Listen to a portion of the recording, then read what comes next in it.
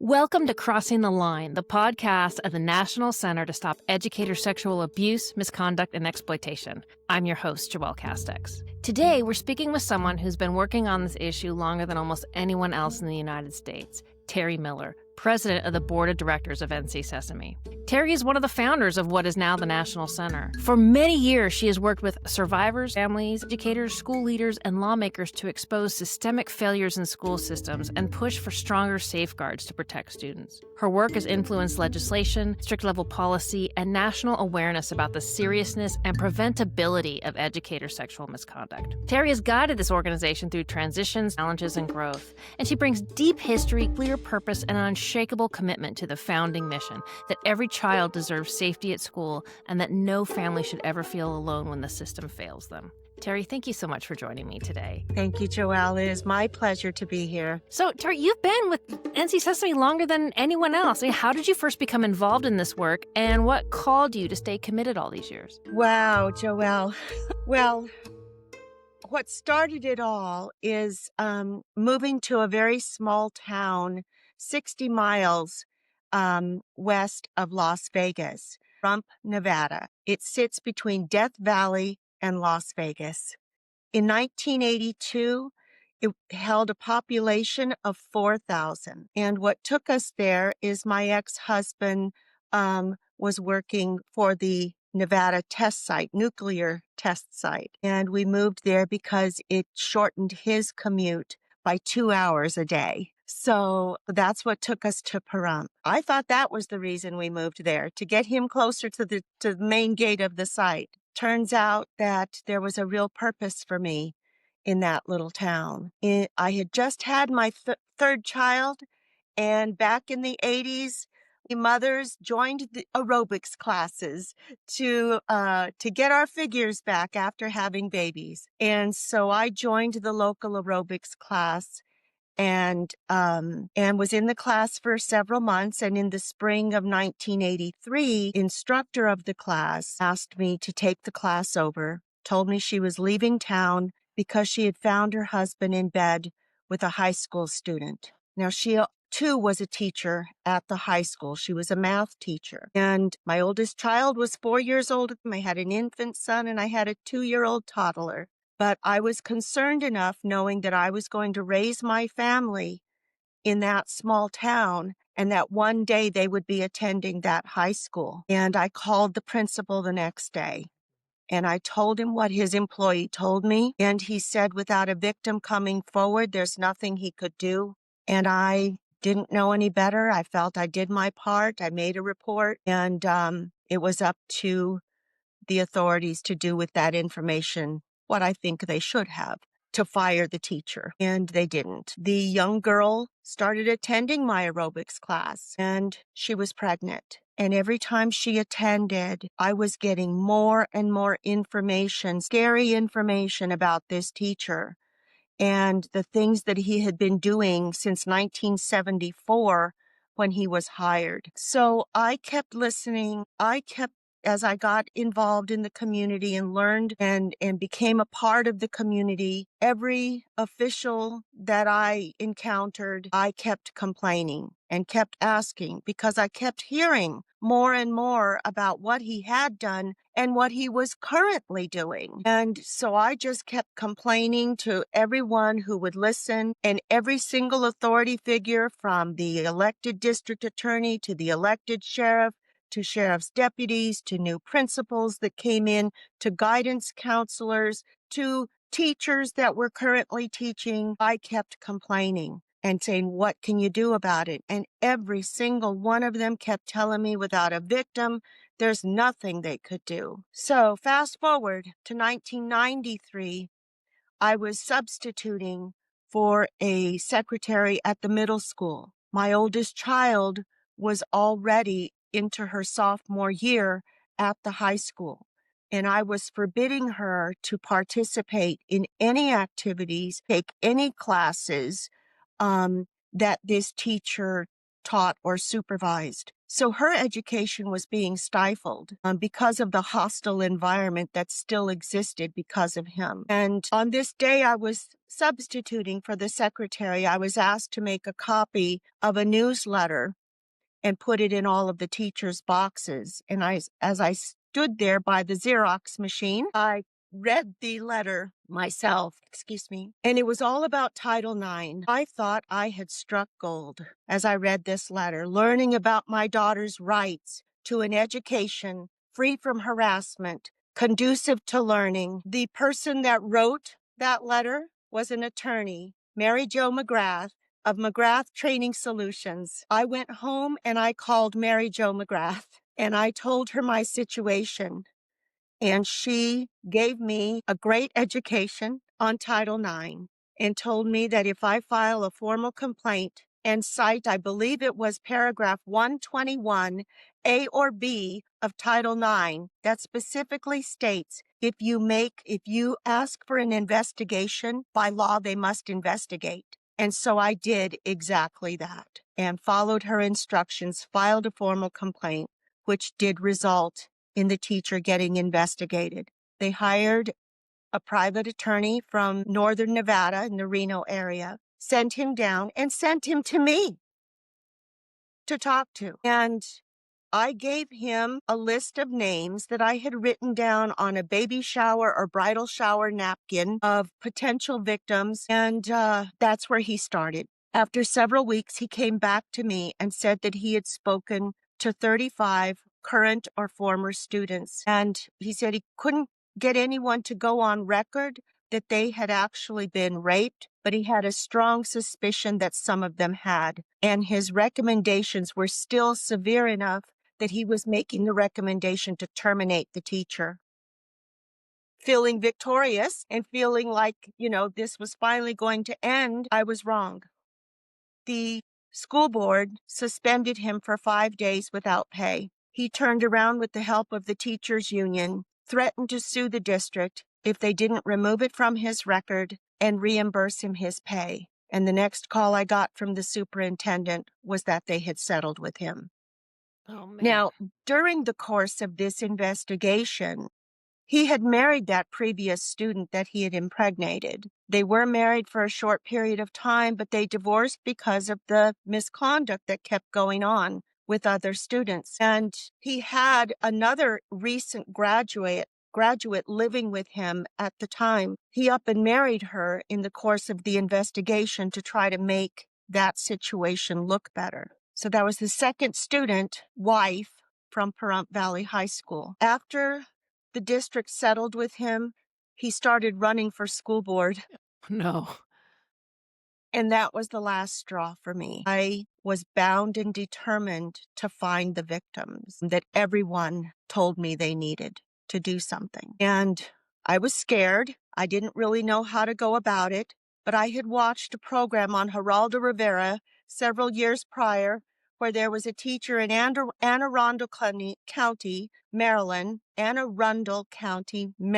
Ron Price. That was a parallel case to the Joseph Peterson situation at Pahrump Valley High School. He had married students. He was being prosecuted. He was about to be sentenced after 20 years of offending students. And I thought, okay, Geraldo Rivera has the means and the wherewithal to find the victims. So I contacted the Geraldo Rivera show to see if they would find the victims. They never called me back. I called an investigative reporter here in Las Vegas, George Knapp, to see if he would find the victims, and he never called me back. It was a month before the general election because he had won the primary. With the help of many friends from the many years I had lived in the community, they came to my home and we turned my living room into Grand Central. They brought yearbooks because he was the yearbook advisor and yearbook photographer. So the rumor was that the girl that appeared on practically every other page of the yearbook was his target for that year. So we had piles of yearbooks on the floor in my living room, developing a list of names. And of course, some of these people that helped me were former students. Some were parents of students,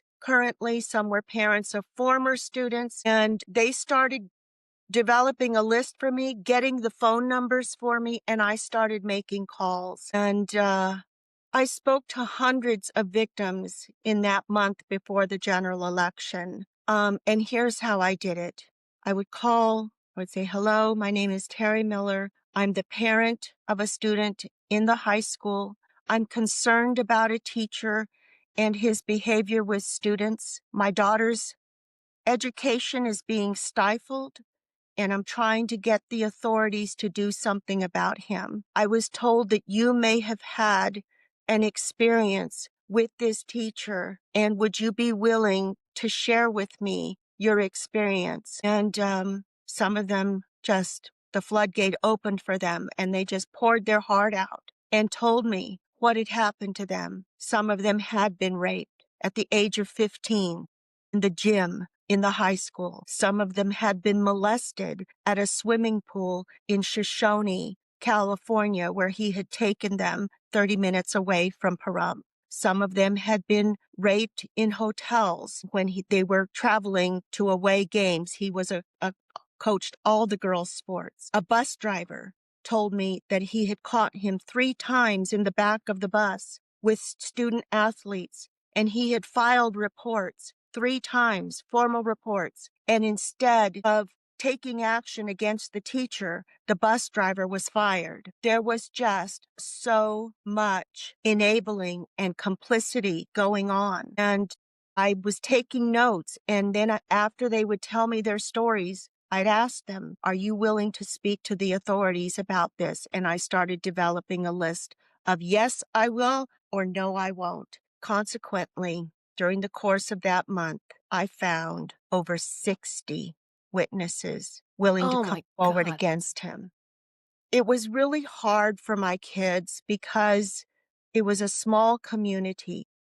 It was ripping my children's circle of friends in half.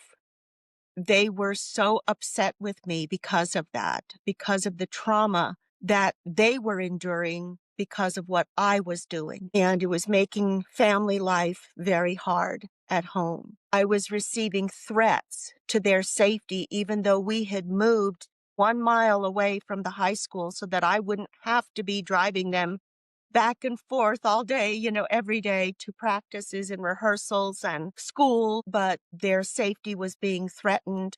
And so I had to start driving my children everywhere again to protect them. My husband was not happy with me at all because at the time we paid for long distance calls. So our phone bill was astronomical, and that was very upsetting. And there were days where I'd get on the phone from the moment I got my kids off to school, and I would still be on the phone when he showed up from home from work. Dinner was not on the table as it usually was. I developed sores in my ears from being on the phone, holding the receiver to my ear for so long. And so, yeah, it took a big toll on our family life.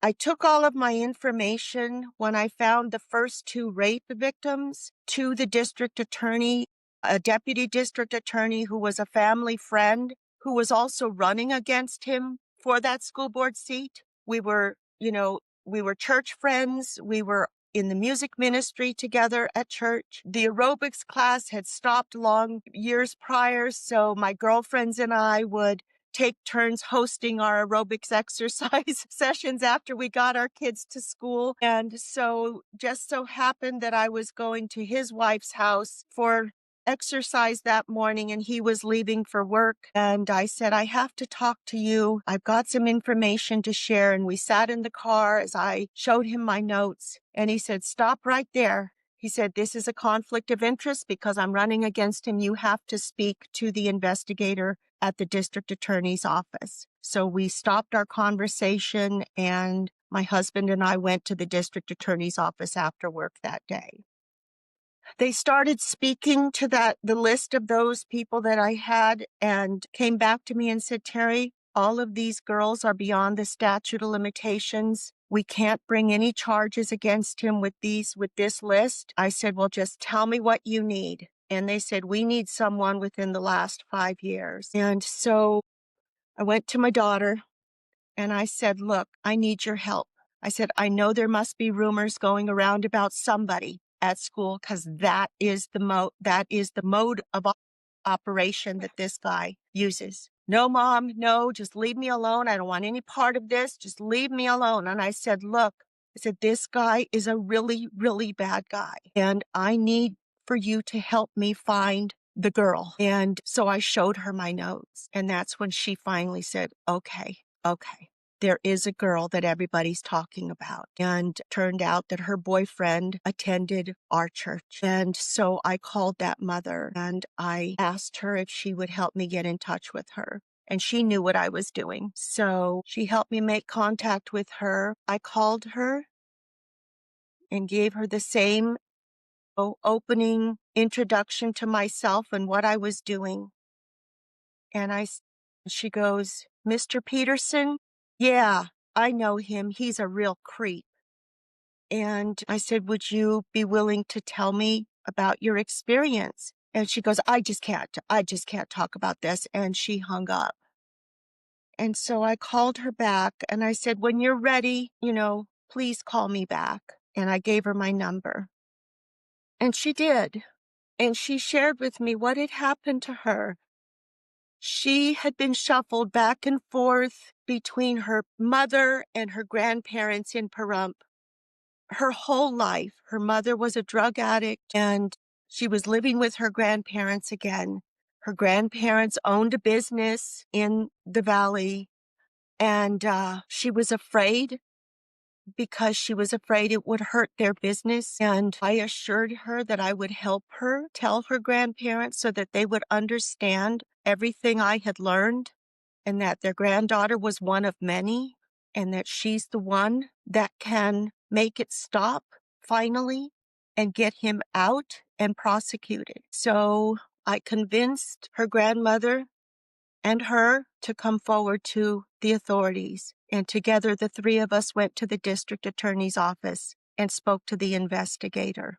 I promised her and her grandmother that I would be with them throughout the entire process, however long it took.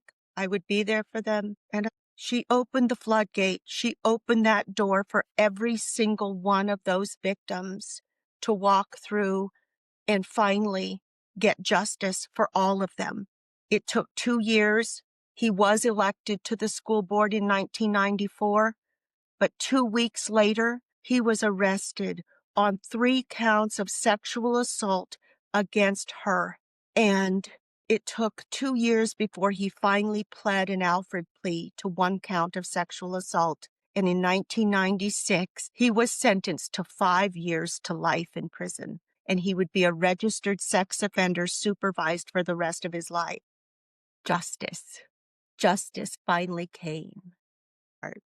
That is just incredible. And such a powerful story that shows how difficult it is to get, for survivors to come forward and how much a champion is really needed because coming forward alone is such a scary thing to do. But she had a champion and that champion was you.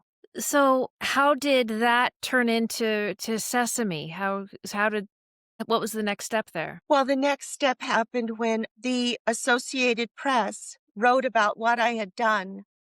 And it went out on the AP wire. And that's when Mary Ann Werner read the article and called me and asked me if I would become involved in Sesame. At the time, I was currently lobbying for legislation here in Nevada to criminalize sexual conduct and protect students over the age of consent because so many of those victims they couldn't charge him with. And also the statute of limitations prevented them from having charges brought, directly on their behalf. So I had filed complaints together with 2 of Peterson's victims to the Office of Civil Rights. I had filed that formal complaint under Title IX. And so because of my firsthand experience of going through the process of seeing the Nye County School District investigated for non-compliance of Title IX by the OCR, Mary Ann saw that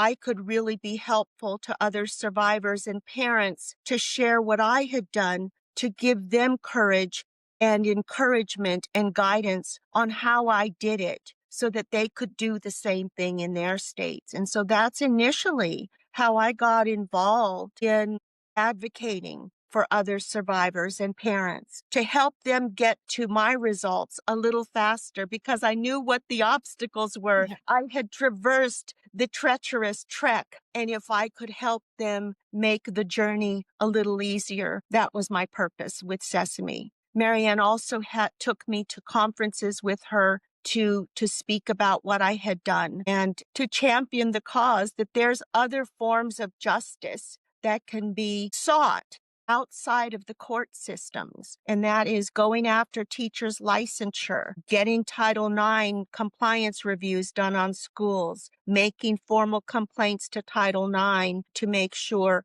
that, students' rights were being upheld by schools. And so that's what I've been doing all of these years. And so, okay, so now you're the president of the board of directors. And Yes. what do your responsibilities look like now? What kind of work are you doing for survivors of educators' sexual misconduct? Well, I'm still answering the emails. I'm still answering the phone calls. I'm still guiding people and supporting them and holding hands and giving them a shoulder, to vent. But additionally, now working with legislators. We have been contacted throughout the years, to help legislators with prohibiting this practice of passing the trash, prohibit the practices of enabling educators to remain in schools for decades without any consequences. And so that's kind of taken over. My main purpose now is to support legislators, give them ideas on what they can do legislatively to safeguard students from educator sexual misconduct. So that has resulted in a bill that was named after the organization. In 2011, Senator Anthony Hardy Williams contacted Sesame and wanted to stop this practice of passing the trash, where teachers are allowed to quietly resign with letters of recommendation, separation agreements that put gag orders on administrators from giving negative referrals, and basically aiding and abetting them to gain employment in other schools within the district, out of state, and so on and so forth. I knew already that Washington State had passed this type of legislation to prohibit these separation agreements, to thoroughly vet applicants to schools beyond just a fingerprint background check. And so I shared the Washington legislation with him. Oregon had just followed suit and passed legislation in 2010. So I shared that legislation with him. I also shared 2 criminal statutes that existed in Ohio and in Colorado, and that was Ohio's sexual battery law and Colorado's sexual assault by one in a position of trust. And so he went to work and drafted a bill to get this legislation in place in Pennsylvania. It took us 4 years to get this legislation passed. He was indefatigable in pursuit, and so was I. I was in weekly contact with his office for those 4 years. And so was our vice president, John Sariak. We went to press conferences in Harrisburg. We testified in writing. We wrote numerous letters of support, op-ed pieces to the newspapers. My goodness, it was just a flurry of activity. And so consequently, he ended up naming the bill after us, calling it the Sesame Act. And what it does is it prohibits the use of all of these getaway agreements, as I call them, separation agreements, non-disclosure agreements, confidentiality agreements, all forms of concealment agreements. And it called for a thorough vetting of applicants to schools, which means that their complete employment history is looked at and they must first self-disclose. Applicants must self-disclose whether or not they had ever been the subject of allegation, investigation, or termination, disciplinary action, resignations, early retirements, things like this. And they must list all of their previous employers where they worked with minors, and then sign a waiver releasing all of those previous employers to be contacted and be able to disclose the same information about them. And that's how they prevent hiring people who have an offending history. Because many offenders that I call the mobile molesters in our schools don't have criminal records because they've had the privilege of getaway agreements that said they could not be reported to law enforcement. Instead, you resign, quietly go away. We won't report you. We won't take any action against you, but you just go away, get out of our district, and just go find employment in another one. And that's deliberately endangering children, and it's deliberately endangering other districts for liability. So this is a really important part of the prevention effort, is to put a barrier between the predators and molesters and our students. And it is the only proactive legislation that exists with regard to educator sexual abuse and misconduct in our country. And I think what it's so profound and effective about this kind of legislation is that people say, well, the predator will just go on somewhere else. Well, yeah, you want to create as many barriers as possible as you can. And what that does is it incentivizes all the neighboring states to have the same kind of law because they don't want that the people who didn't make it into Pennsylvania to end up in their state. And I constantly go around and around with people. They're like, oh, well, what do you have against, teachers, or what do you have against schools? And it's like, no. Our teachers and our schools are some of the most tremendous resources we have. But that's why predators are attracted there, because they get access and there's nothing to stop them. And so it is up to us and our lawmakers to stop that access and make it as difficult as Correct. possible. And to keep the integrity of the profession.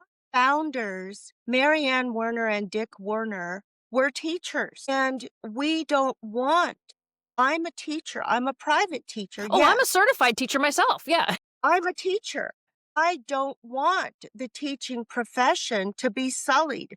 I don't want our teachers to have to teach under a cloud of shame and suspicion in our schools, because everybody becomes a target of suspicion when one bad actor has brought that cloud over the entire school community. And everybody's getting looked at with, a side eye.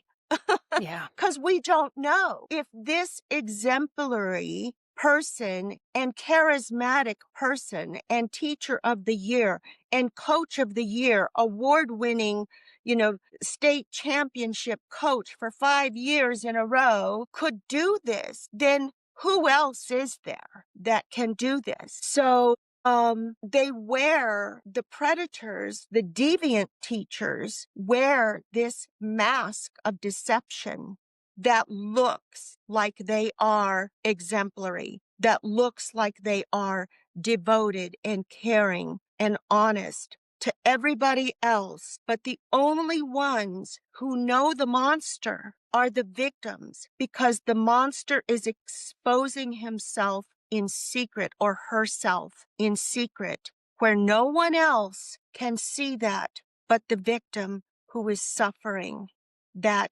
tragic, adverse child experience. And that's who we're fighting for. You talked earlier about, you were a parent when you were first fighting the teacher in Pahrump, and you worked with the survivor to talk to her grandparents to get that teacher out. What kind of interactions do you have with parents, and what do you tell them when it comes to educator sexual misconduct? Parents, are you noticing any behaviors that have changed in your child? Are you noticing your child withdrawing from activities, friendly relationships, school, family? Do you notice your child isolating themselves? Do you notice a change in dress? Do you notice that your child is spending an inordinate amount of time and becoming increasingly dependent upon a specific teacher? Do you notice your child suffering any kind of eating disorders or self-harm disorders? Do you notice a great amount of secrecy increasing in your child? These are the warning signs. If you're noticing these things, talk to your child. Talk to the guidance counselor about your concerns. Is the guidance counselor noticing anything as well? Talk to her friends or his friends' parents, because friends may be sharing with their parents what's going on with their friend. And if you discover that your child has suffered some form of abuse or harassment, report, file a formal complaint under Title IX. Ask for an investigation and make that formal complaint, because if you complain formally in writing, then you have further action down the road. If the school fails to properly investigate and make whatever's happened to your child stop, you have further action by filing a complaint to the Office of Civil Rights then to get them to come in and conduct their own investigation under Title IX. So it goes right back Yeah.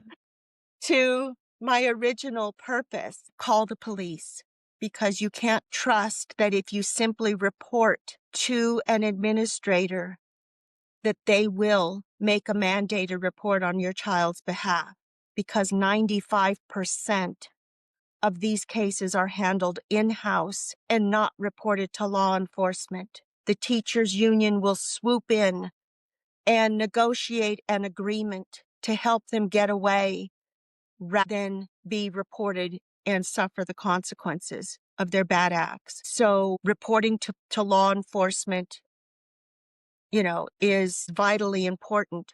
For one, in order to maintain a case that is untainted, school systems will often interrogate the victim without the parent's knowledge if they have come to knowledge about it, sometimes for hours, simply to get the answer that they want, which is nothing happened. Nothing happened. So therefore, we don't have to do anything. Sometimes they'll bring the perpetrator and the victim in together. And usually the perpetrator will know in advance that they're going to be questioned. So he or she sets up the victim to lie and to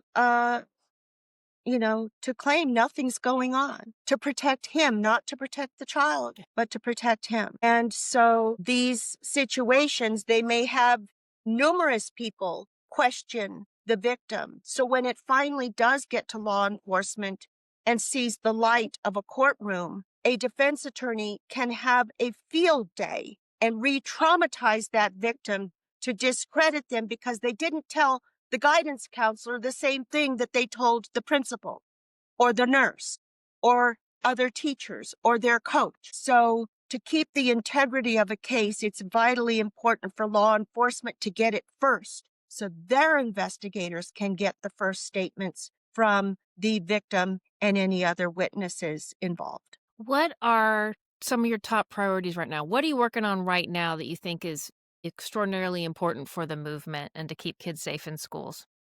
Top priorities right now, of course, has always been to support and advocate for survivors and families. But we are very much involved in helping other states to get the Sesame Act in place.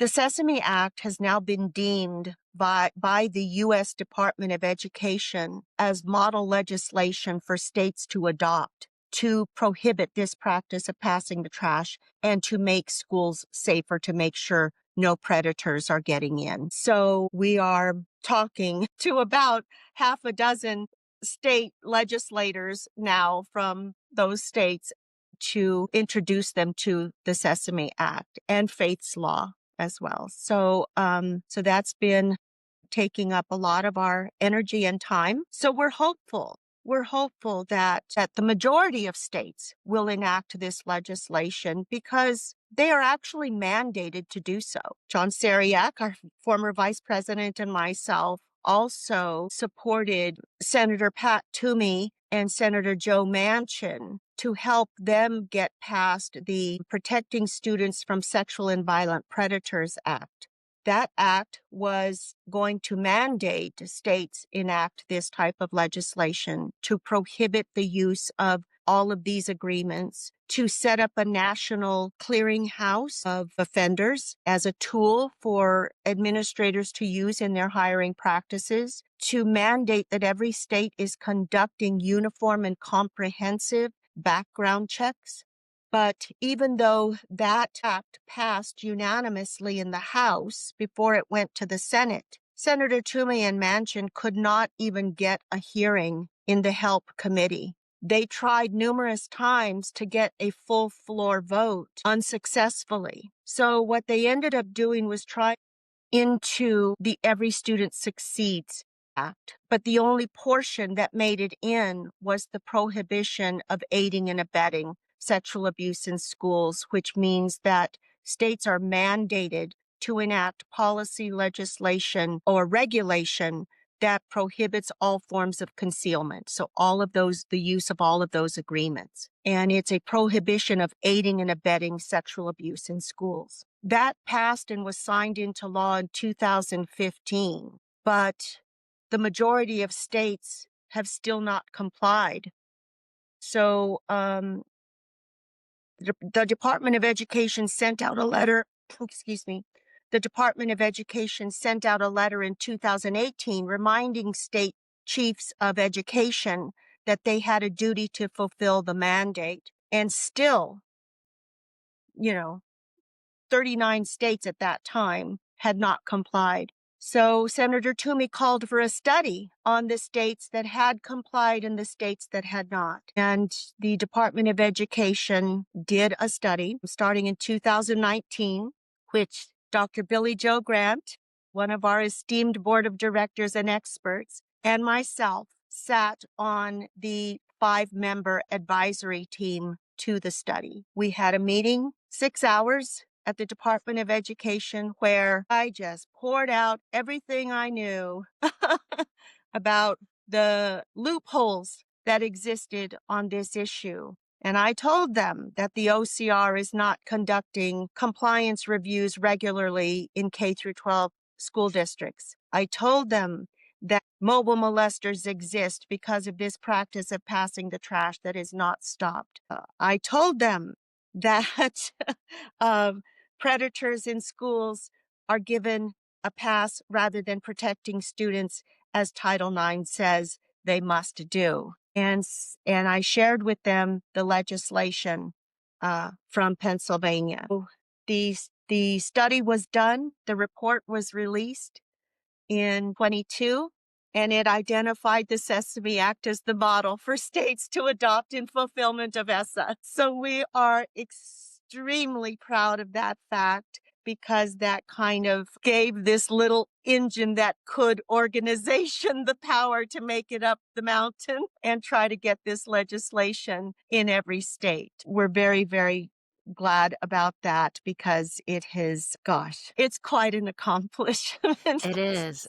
So that's why we're so busy now with, speaking to other legislators and, reminding them that if they get any pushback on getting this legislation passed, that they have a mandate to fulfill to make sure that our students are protected from predators. And because our students and families are mandated to send our children to school for success in life and not distress for the rest of their life. If you could, if you could ask the listeners right now one thing they could do after listening to this episode, what would you ask? Call your legislator. Share this episode with them. Inform them that as a parent or as a survivor who may now be a parent, that your child, your children have a right to an education free from harassment, sexual harassment, educator sexual misconduct, free from discrimination, free from retaliation, conducive to learning in an environment that you don't have to fear or be afraid. You cannot learn. Your children cannot learn if they are afraid. They cannot learn if their minds are overwhelmed with an adverse childhood experience. Terri, thank you so much for taking this time to talk with me and tell the listeners everything that you've been doing with Sesame and everything that is coming up and how the listeners can take an active part in changing laws in their state. Thank you, Joelle. And I also want to say, if your child has suffered or if you have suffered in your childhood, we're here for you. We're here to support you. We're here to listen. We're here to help guide you in your justice-seeking journey. Whatever that journey looks like, we're here for you. Thank you. Thank you for joining us. And thank you for listening to this conversation with Terri Miller, president of the board of directors of NC Sesame. If you'd like to learn more about the work of the National Center, including our research, model legislation, survivor resources, and our national blueprint to stop educator sexual misconduct, visit ncsesame.org. You can also follow the podcast on Apple, Spotify, and YouTube. And if this conversation was meaningful to you, please share it. Awareness is one of the strongest tools for prevention. I'm your host, Joelle Castex. Thank you for listening. And remember, the truth protects and action heals.